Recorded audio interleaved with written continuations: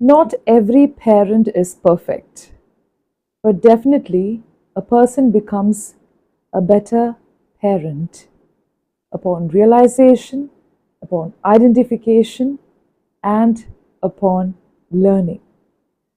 Hello everyone, welcome to another video on my YouTube channel.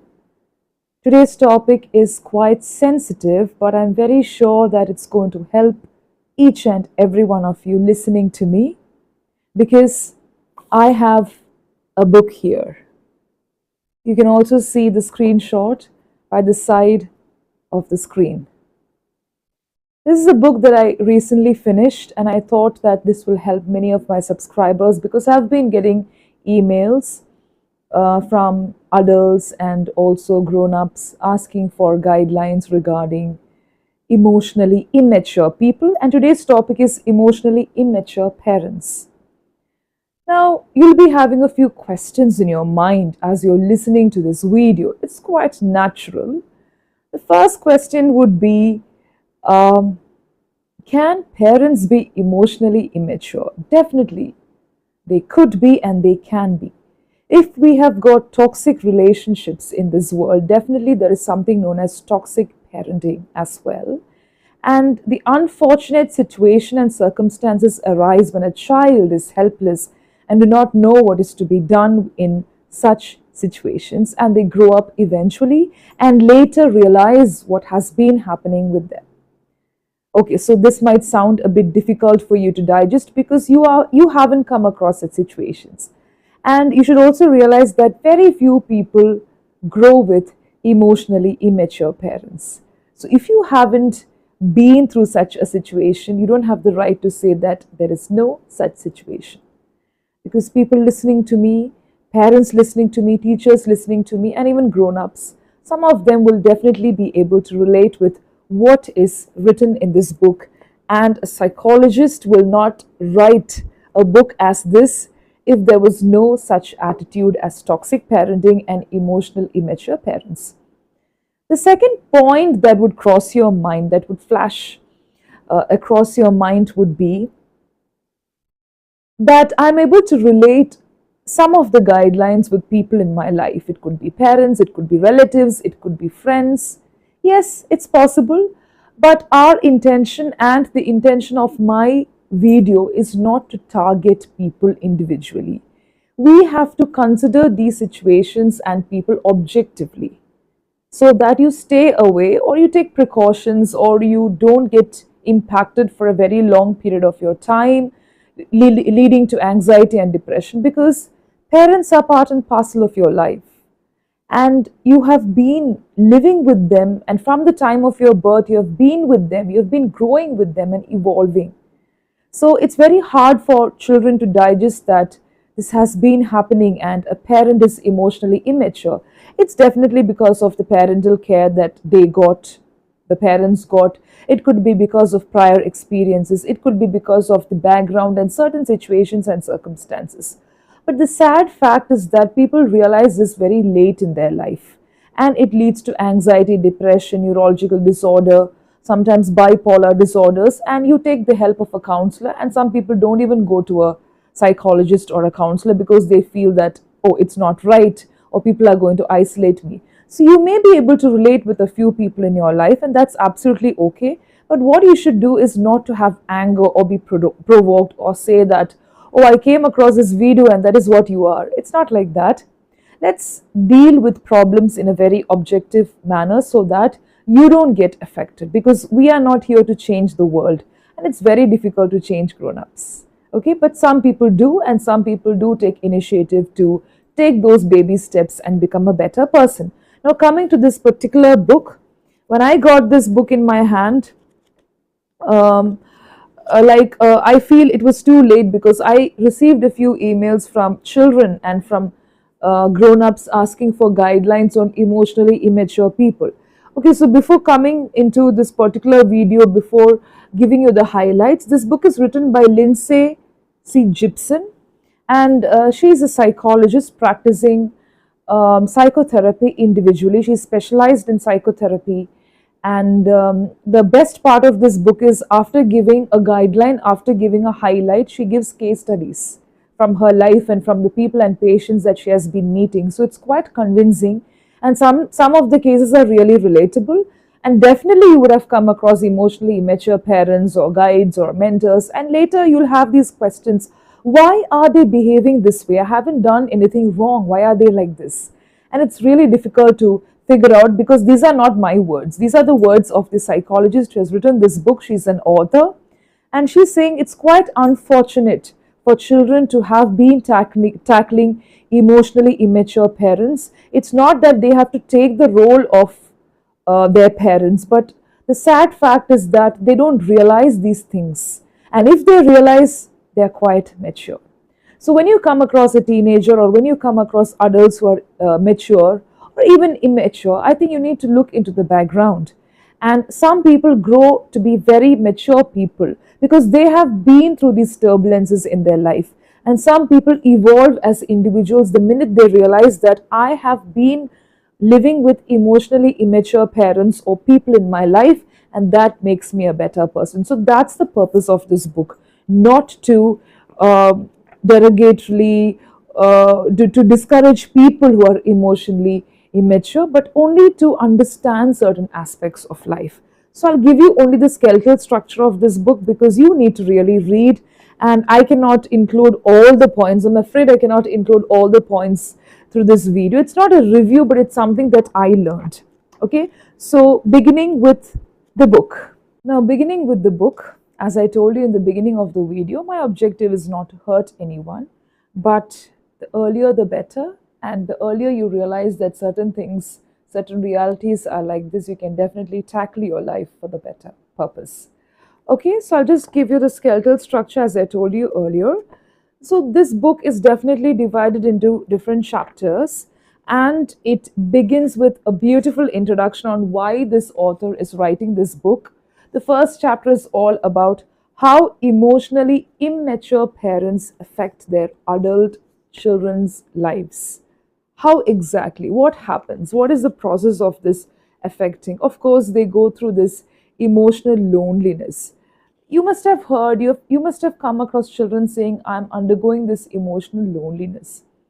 See, as a child, as a toddler, a child always shows affection, emotional intimacy. Some parents do not like that. Some parents go to the extreme of hurting the child while showing affection. Maybe they don't realize it because they don't know how to analyze a situation. So I'm only talking about parents who are emotionally immature. So first, the author talks about emotional intimacy. What is emotional intimacy? Suppose it's aggressive. Suppose the emotional intimacy is not there in the life of a child. It leads to emotional loneliness. Okay, so there's a description given on that. A few case studies are there. And after that, there should be a way for a child to always cope with emotional loneliness, because the child has been trying for some time and he or she is not getting what is required in life, maybe because of lack of that emotional intimacy, or maybe because of the excess, whatever it is, and they try to cope up thinking that it's okay, it's the way of life, till they realize certain things, and they take on the role of pleasing their parents, not satisfying. Satisfying and bringing happiness to parents is different from pleasing your parents and going beyond what you are, forgetting your identity. I'll come to all that later. And then later, what happens is, once you become an adult, see, when a person becomes an adult, there is this realization, the experience change. And after that, there will be questioning. You will have questions in your mind. Why is this happening? Why it is like that? Or why the parent is comparing me to another simply. Every time you cannot say that a parent is comparing you or a child to the other sibling, and that is why they are emotionally immature. That's not the only factor or the parameter. There are other parameters also, because the psychologist talks about single child without any siblings going through this kind of situation. Okay, and later the child begins to feel guilty, the first guilt feeling, right? And then the emotional loneliness increase, and it transcends gender also. That is what you should understand. Sometimes we feel that the society tells us that emotional loneliness is only for girls and women face it. No, sometimes men also go through this, and they have different ways of coping up, because the society and the culture always puts pressure on men and women. Women are supposed to be like that, men are supposed to be like that, men shouldn't cry. If you cry, you're not a strong person. It's all crap. Okay, that's what the psychologist says. If you cry, it's okay. It's like you're integrating yourself. That's a beautiful line that she has given here. When you cry, you're integrating yourself. You're putting your broken pieces back into shape, and then you're all set. You feel fresh. Okay, so it's okay to cry, but it's not okay to always feel fallen. Then after that, there's the case where the child stops trusting his or her instincts. See, we all have this strong instinct, whether it's a child or an adult, you have instinct.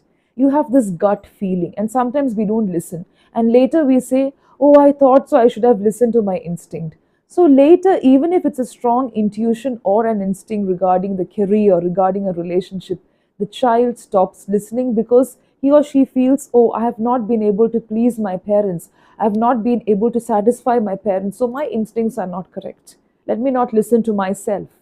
Such kind of feelings crop up, and then later the emotional loneliness increases, and that leads to lack of self confidence just because of parental rejection.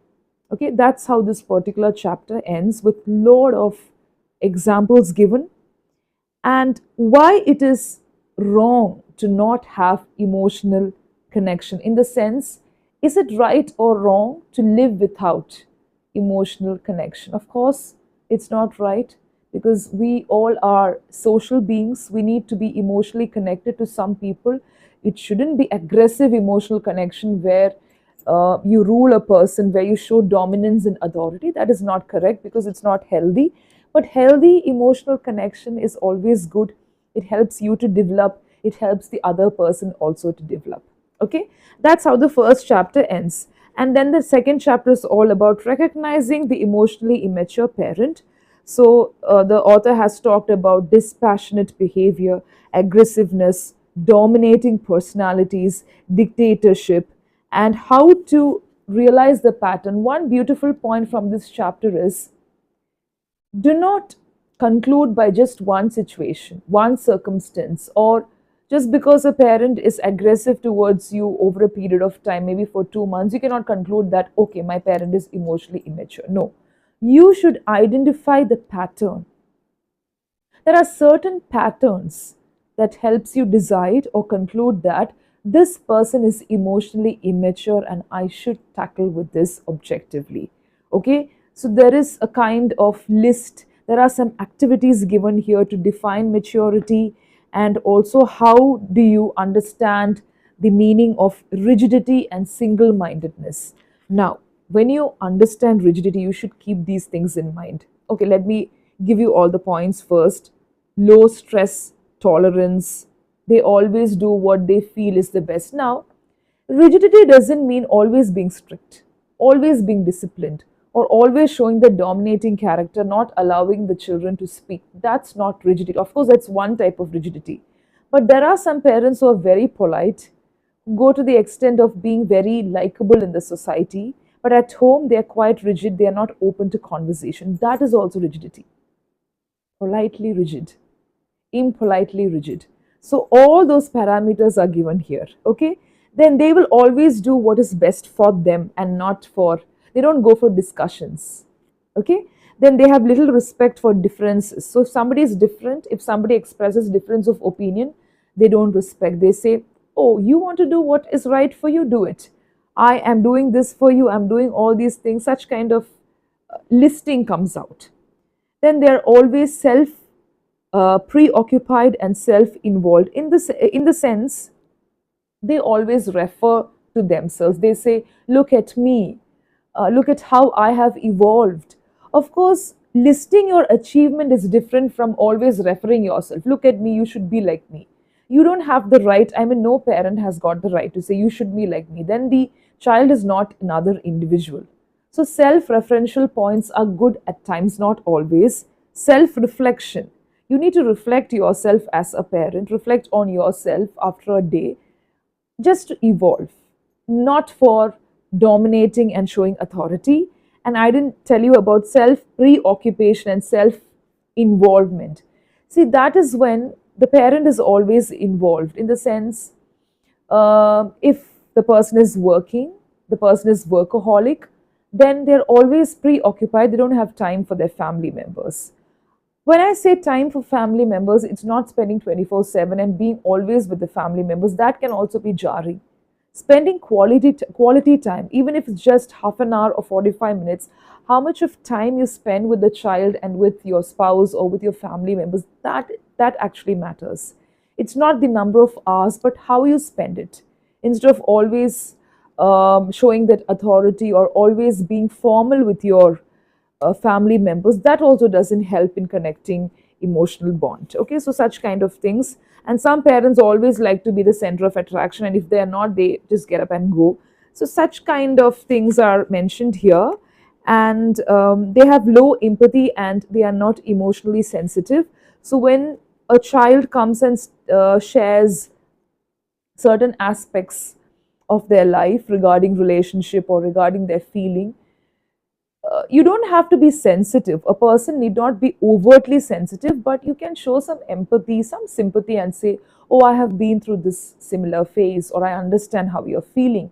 I totally understand what you're trying to tell me, but I think this point is also there. You can give different dimensions instead of telling that when I was a kid, I faced such a problem and I did not tackle it this way. I never talked to my parents.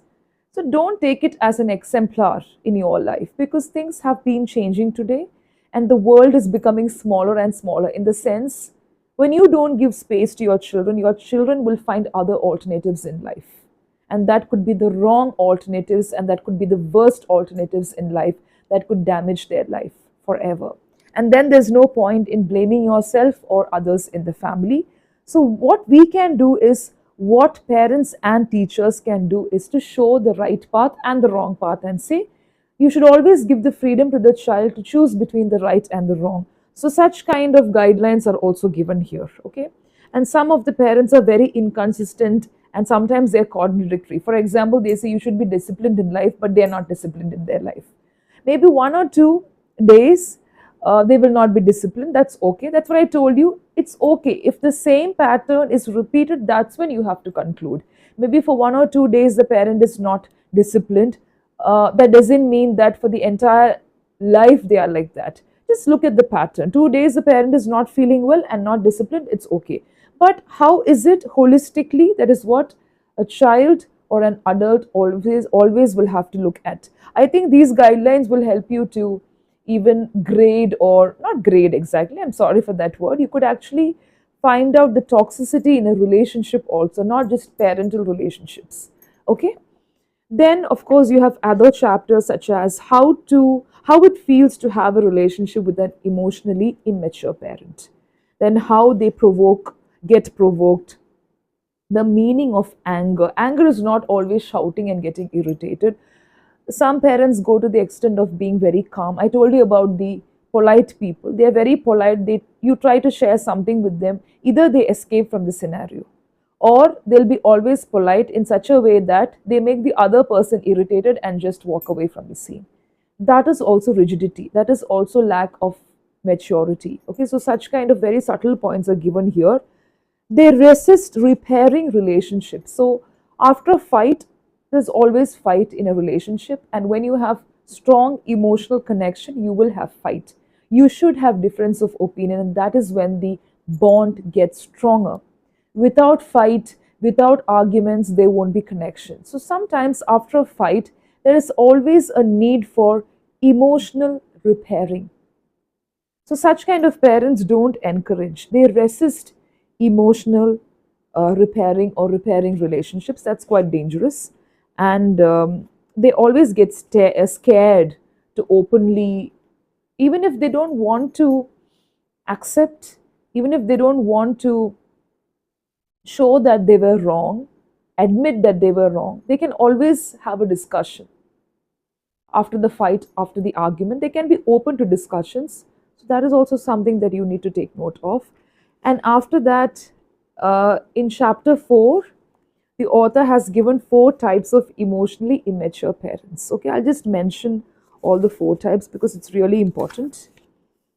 Okay, emotional parents are there. Now, we have got emotional parents, driven parents, passive parents, and rejecting parents. Okay, emotional parents are always at the peak. Suppose there is a problem in the house, and if the parent is not emotionally mature, they will always expect the children to come and console them. If there is a fight, if somebody else is blaming the parent, they will always keep on showing anxiety and expect everybody else to come and console them, or they will always be the center of attraction. They will always be anxious. So that those are the examples of emotional parents. And if they feel that nobody is giving them attention, they always say that I'm abandoned or I'm not given any concern. So those are examples of emotional parents. So I always tell you, look at the pattern. Look at the pattern and not the circumstance, because that is also mentioned in this book. Just through one or two circumstances, you cannot conclude anything. Okay. The next one is driven parents, the next type.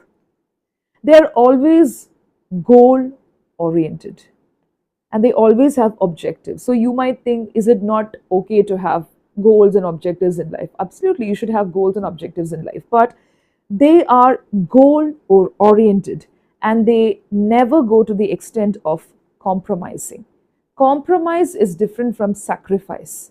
You don't have to sacrifice anything in life to please and to convince others. You should do it for yourself. You should do it for your happiness. Then it's never a sacrifice. So, compromising certain situations for the love and for the affection is okay if you feel that it is right, only if you feel that it's right. They are perfectionists. They always want perfection in life. They are goal oriented. And what happens is they expect others also to be like that. They don't discuss, they don't understand the problem that the others are facing. Some of them are so perfect that they don't see the beauty in imperfections, or they don't try to talk about it so that the other person also can be better. I'm not talking about perfection. Some people cannot be perfect, and there's nothing known as perfection or perfect personality, right? We all are becoming better every day. So driven parents are always goal oriented. So please read this, okay? I'm just giving you the briefing.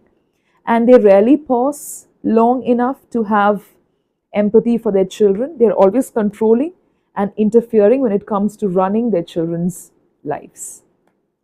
The third type, passive parents. Passive parents always have a laissez-faire mindset.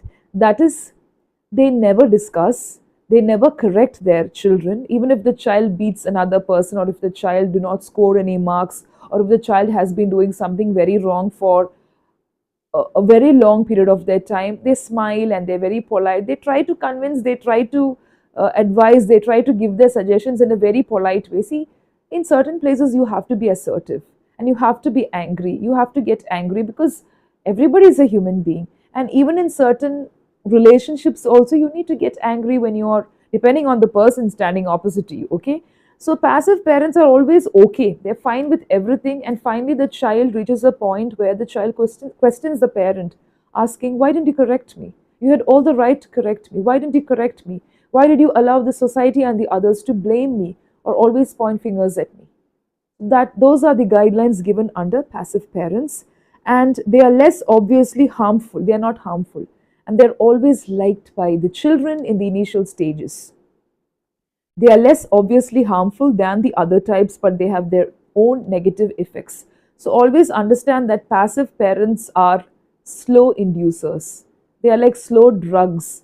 So what happens is that they are not dominating, but they always surrender to the needs and the wants and the tantrums of the children, spoiling everybody, spoiling the child. I don't know whether they realize it, but the child realizes it very late, and that particular realization leads to a big problem. That's what I'm trying to tell you. The next type is rejecting parents. Now, there are different categories under this. Their tolerance for other people's needs is practically nil. They reject everything. They don't tolerate. Some parents are aggressive. Even polite parents are there who reject. They just reject everything in life. They don't tolerate. They don't have discussions. They have a range of behaviors, as I told you. They don't enjoy emotional intimacy. They always try to escape from scenarios, and some people blow up, some people get irritated, but some people always isolate themselves. Some people sit in corners, some people go to their workplace so that they are away from problems. They don't go for discussions. That's what I wanted to tell you. Okay, so this is all about the different types in a nutshell. Okay, nothing is complete unless you read the book completely. Okay, so in the next chapter, she has talked about how different children react to emotionally immature parenting, and that's something that you need to read as counselors, as parents, how they react, how they cope up. I told you they cope up. What they do is they always have these healing fantasies. So there are two types of healing fantasies given there. First is they try to please the parents because they're not getting the enough attention. They feel that it's my mistake. So always children will blame themselves and they feel guilty, and they always try to please their parents by being something or someone that they are not, losing their identity eventually. Okay, and developing a role self, that is a person who is not themselves. A lot of points are given under that.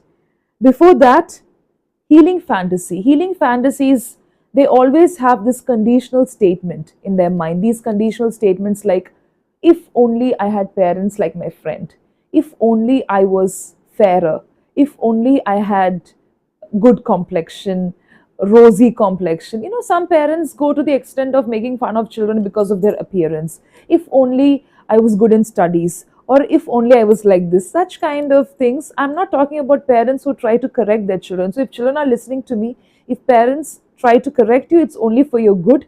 But when it crosses certain limits where they only have time to gobble you up through negatives, that is when you have to think about such kind of points. Okay, so healing fantasies and role self, these are the two different ways in which children try to cope up, and all other points are also given there with case studies. I'm just running through the book. You can see I finished half.